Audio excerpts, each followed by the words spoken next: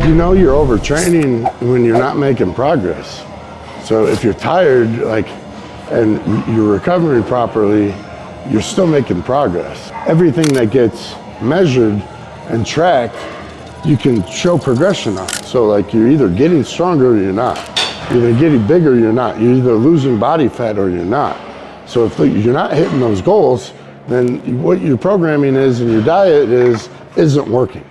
There's no reason that, you hit a plateau. That might happen for a week or two, but if you're a month into training and you're not seeing any differences, there's a good chance you're not doing something right.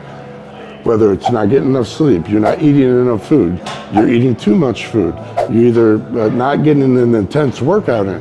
But a lot of times, the intensity isn't the problem, it's the frequency. You're training too often.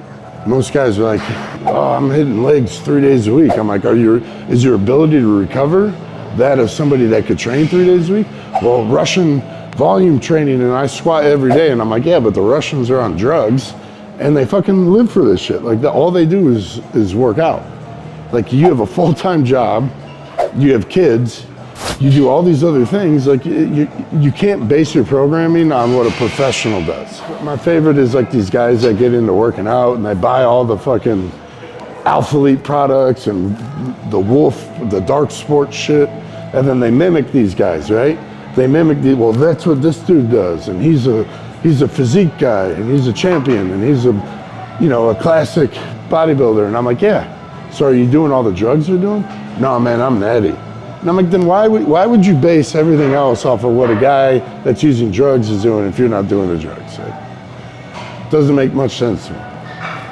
But there's so much information out there now, it's all out there, dude. But the problem is there's too much information, so you don't know who to listen to. Because anybody that gets 100K followers puts a strength coach sign up on their profile and now they're coaching. They have no education, very little experience, but you guys keep hiring these people.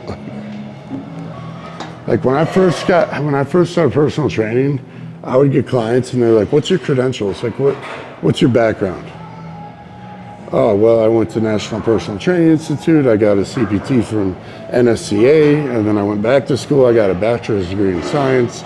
I've been personal training for 20 years. I've done countless continuing education courses. Oh, this guy knows what he's doing. You go online, how much you charge? That's the only question I ask. And don't get me wrong, I'm not knocking the guys that are doing it. I'm knocking the consumer. Be smarter.